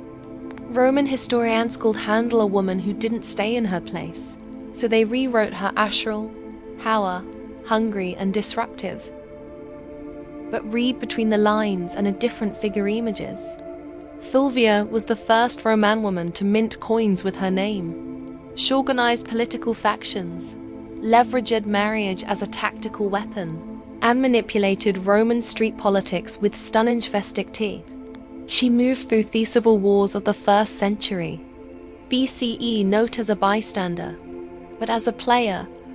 A woman whose influence terrified senators and shaped the fate of triumvirs. Her downfall wasn't due to incompetence. It was due to timing and gender.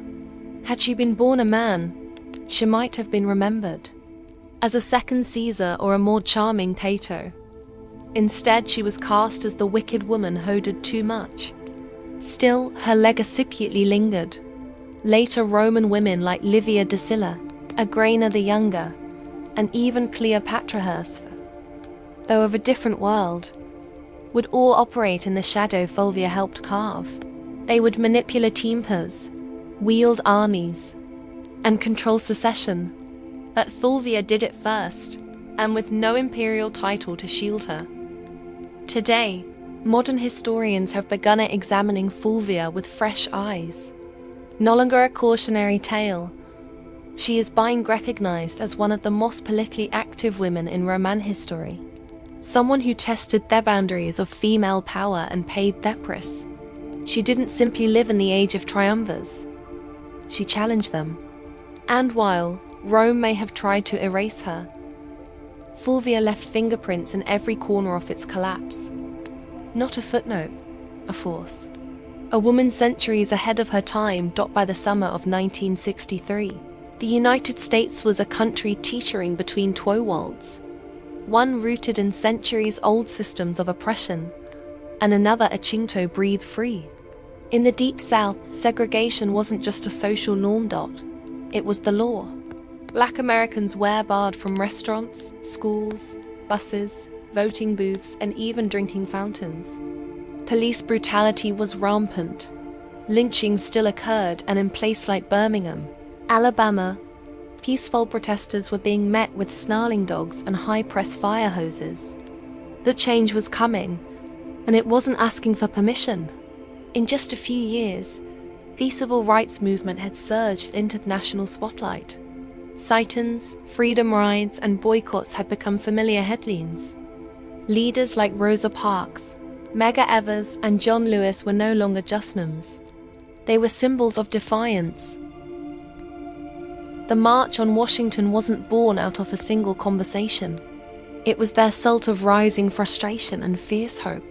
Black Americans were no longer content with waiting. They were demanding civil rights. And they, were determined to make their voices heard where it mattered most. The nation's single quotes, SCAPIL. The idea of a mass march in Washington, D.C. had been floating around for decades. A Philip Randolph, a labor organizer and longtime civil rights advocate, had originally proposed the concept in the 1940s. Back then, it was meant to pressure the Roosevelt administration to desegregate the defense industry.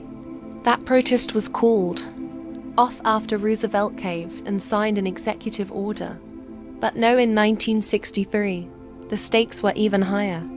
Randolph, along with other civil rights leaders, including Bayard Rustin and Dr. Martin Luther King Jr., revived the vision. And this time they weren't just marching for jobs. They were marching for dignity, for voting rights, for school desegregation, for equal pay, and most importantly, for the basic human right to live free of fear. Over a dozen major civil rights organizations scammed together to plan it despite their money. Disagreements because they understood the power of a unified front. The countdown had begun. Buses were being organized. Flyers were spreading. Word of mouth was moving faster than newspapers. And across the country, Black Americans were preparing for what would become one of the most unforgettable moments in American history. The dream was taking shape one footstep at a time. Pulling off a protest of any kind in Washington, DCWS no small feat, but planning one for over 100,000 people, possibly more, was madness. Logistically, it sounded like a nightmare. Food, water, transportation, sound systems, bathrooms, medical teams, permits, crowd control, safety plans. And yet somehow they made it happen.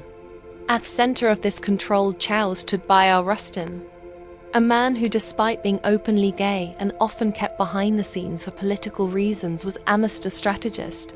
Rustin had studied non-violence directly under Mahatma Gandhi's followers in India. He had marched, been jailed, beaten, and surveilled by the FBI. But nothing fazed him. He saw the March on Washington as a chance to show the world what disciplined, non-violent protests could achieve when coordinated with military precision. In just 8 weeks, Rustin and his team transformed the idea into reality.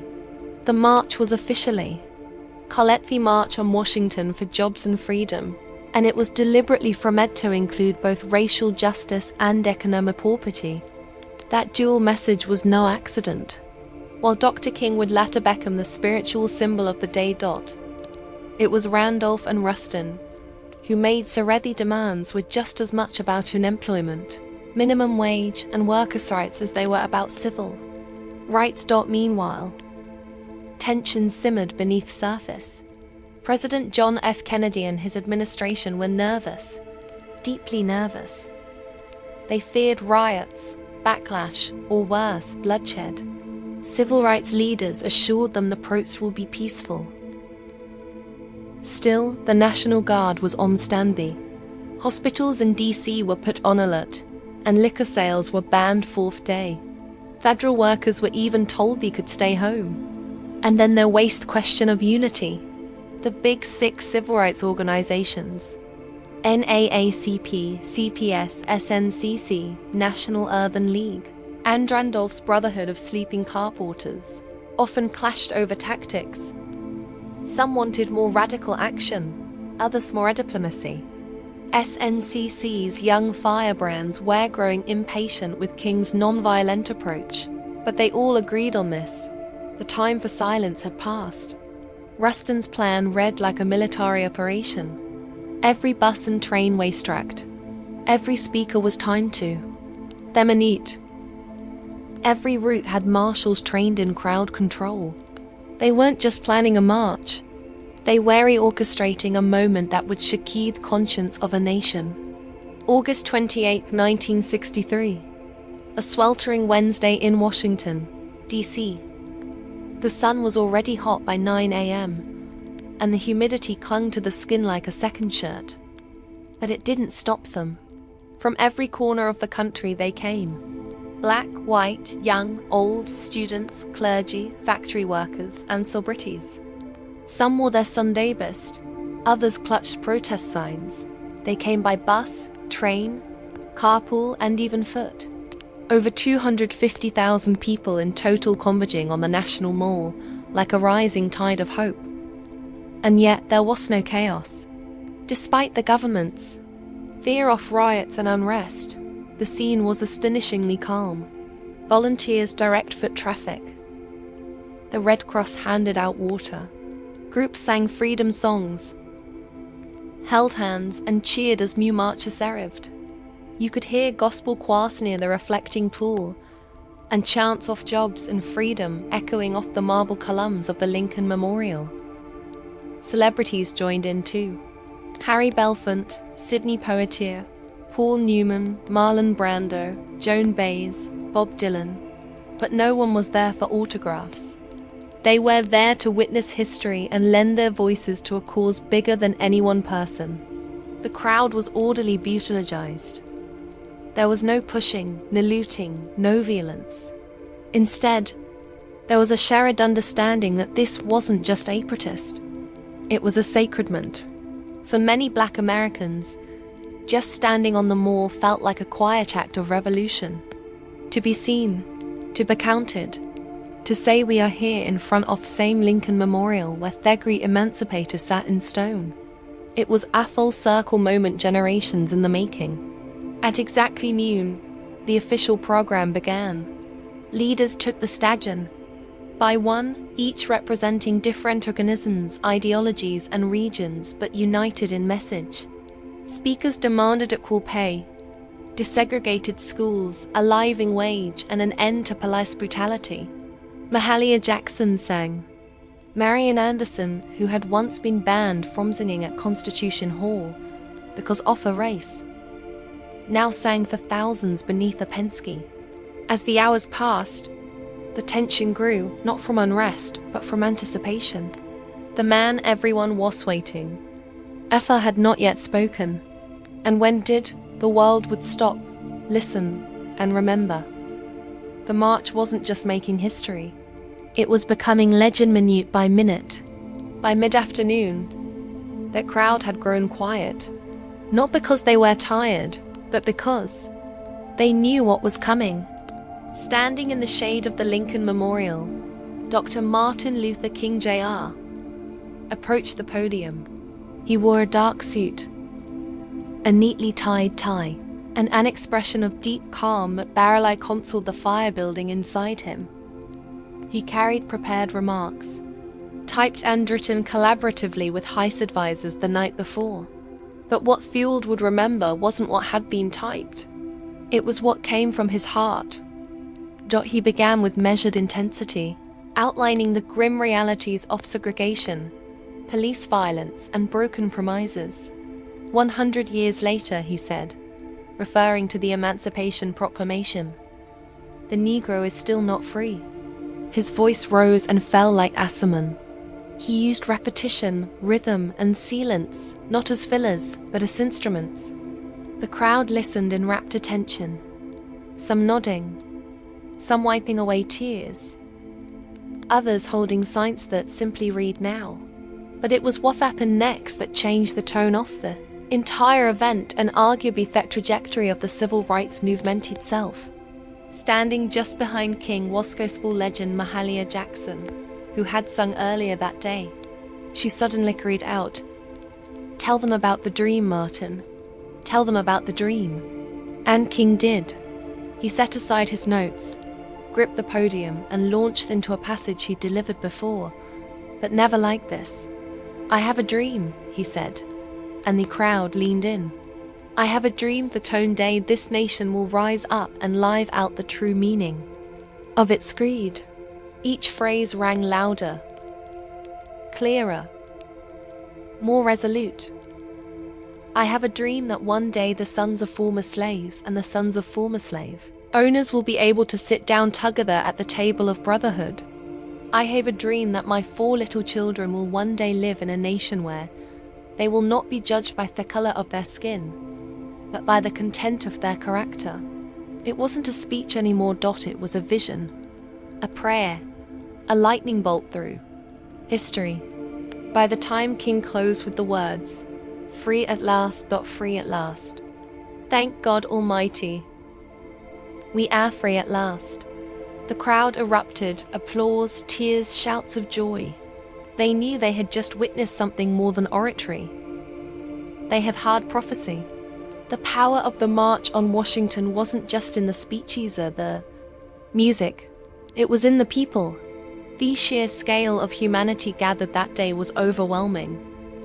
They came from Mississippi, Michigan, Alabama, New York, California, and everywhere in between. Some were seasoned activists who had marched a dozen times before. Others had never left their hometowns until now. They packed lunches, rode buses for over 20 hours, and slept in their church clothes just to be there. Many were ordinary maids, teachers, steel workers, postal clerks, who saw themselves not as political figures, but as witnesses. They didn't just want change, they wereth change. There were also children in the crowd, young black girls with ribbons in their hair, boys with hand-drawn signs. Parents hoisted toddlers onto their shoulders so they could see the Lincoln Memorial in the distance and hear the speaker voice carried over loudspeakers. To them, this wasn't just an event. It was the beginning of a new world.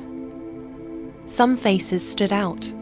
There was a young John Lewis, just 23 years old, representing the Student Nonviolent Coordinating Committee, SNCC.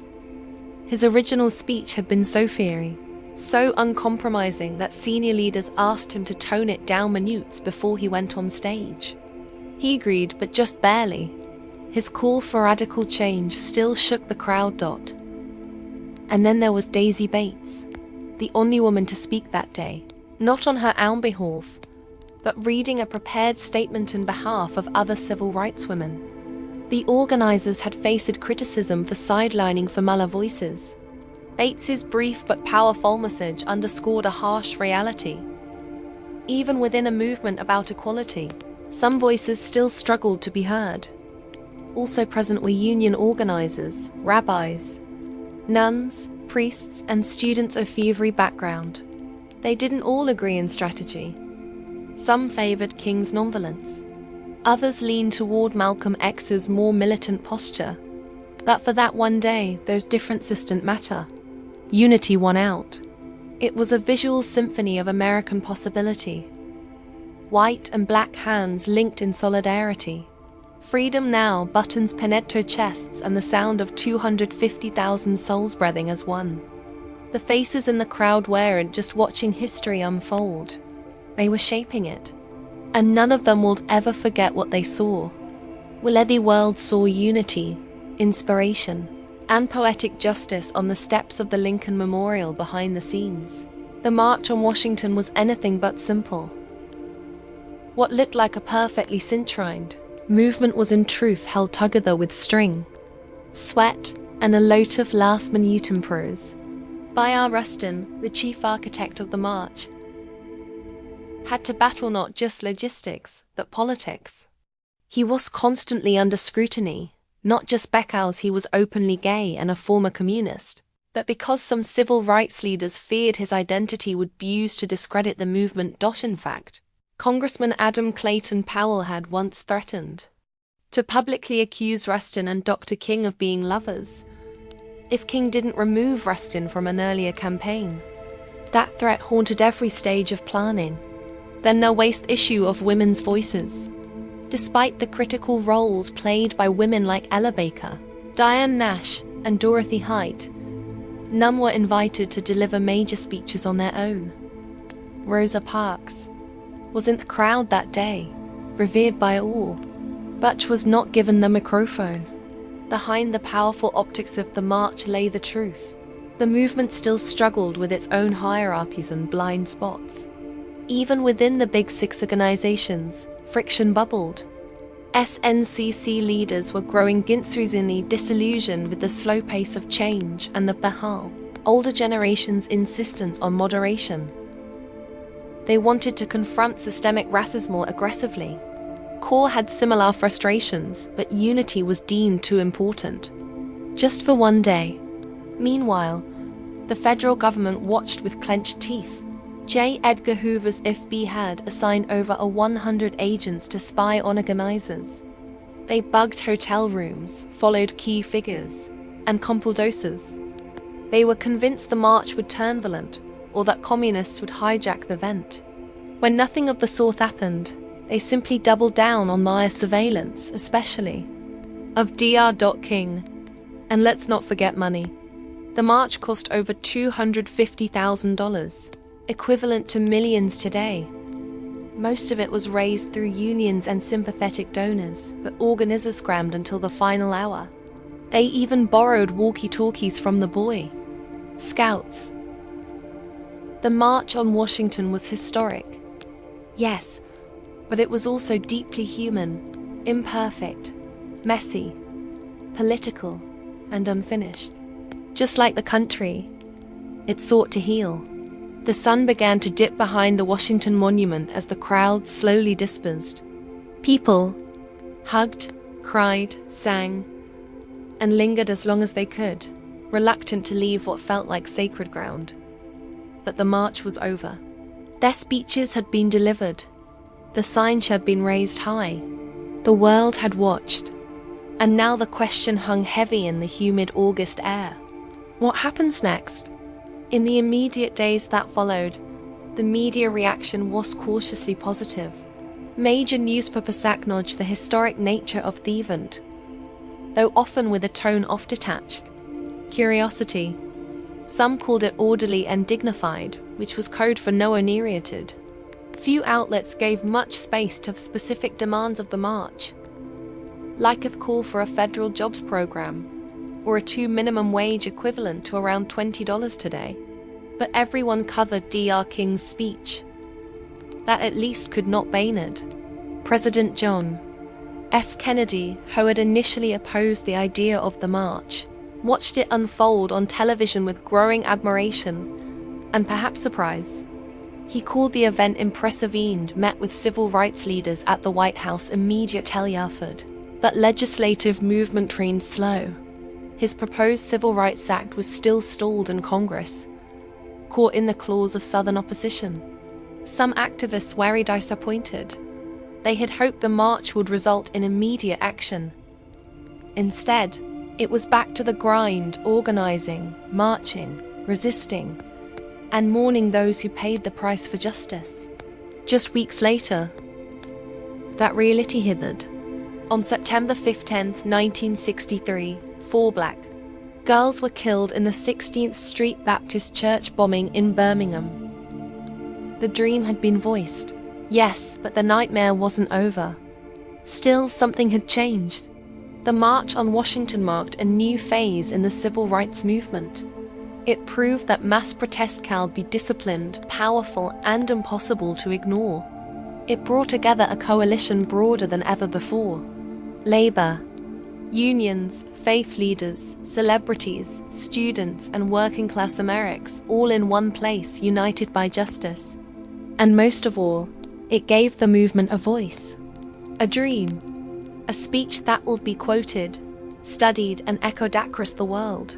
The march was over, but the road was just beginning.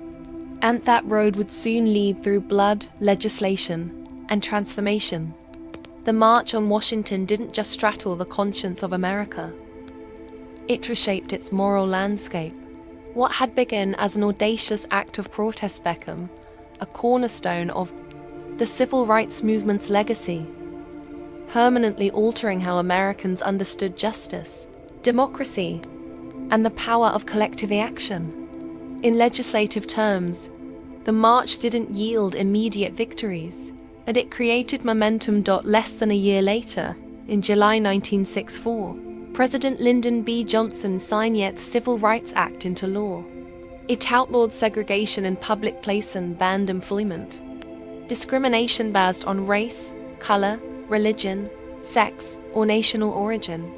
And in 1965, the Voting Rights Act followed, striking at the very heart of Jim Crow laws. Would these bills have passed without the march? Possibly, but would they have had the same moral force, the same undeniable public pressure?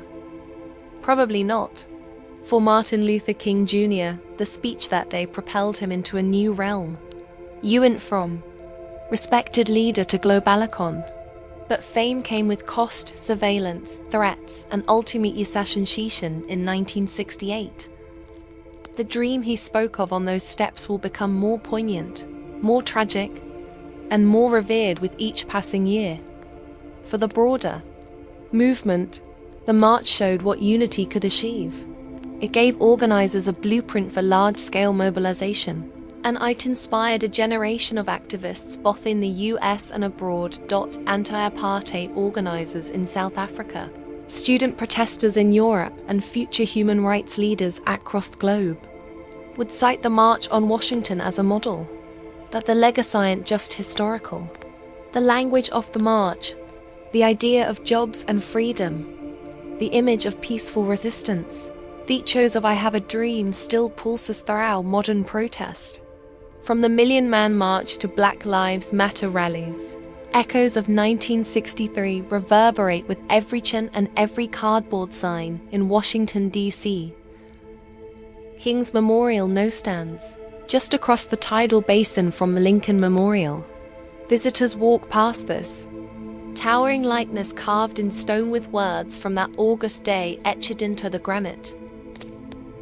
But the real memorial isn't in stone. It's in classrooms, voting booths, marshes, and voice refusing to stay silent because their dream wasn't meant to rest in history books. It was meant to be lived. And the legacy of that summer afternoon still dares us to do just that. More than 60 years have passed since that summer afternoon when over 250,000 people stood shoulder to shoulder beneath the shadow of the Lincoln Memorial. The March on Washington has been immortalized in textbooks, documentaries, and museum exhibits. Dr. King's speech is taught in schools. His voice, steady and strong, echoes in national memory like a sacred refrain. But for many, the question remains, has the dream been realized or has it merely been delayed? In some ways, progress is undeniable. The legal framework of segregation was dismantled. Voting rights, though now under fresh assault in many states, were won through blood, marches, and court battles. The presence of black lawmakers, judges, mayors, and even a two-term US president, was unthinkable in 1963. Interracial marriage, once illegal in much of the country, is now protected by federal law. These are not small things. They are victories carved out by relentless struggle, and yet the original demands of the march, the ones often overshadowed by King's speech, still etch unresolved. The call for a living wage still unmet. Racial disparities in education, housing, employment, and healthcare remain entrenched. Police brutality, the very thing that sparked much of the early civil rights organizing, continues to ignite outrage and protest. The dream of true economic justice of a country where opportunity is not predetermined by zip code or skin color is still far from reality. Modern movements like Black Lives Matter have taken up the mantle, often using the imagery and rhetoric of 1963 march as both inspiration and indictment. They march through the semicities, chant on the same streets, and demand the same basic human rights.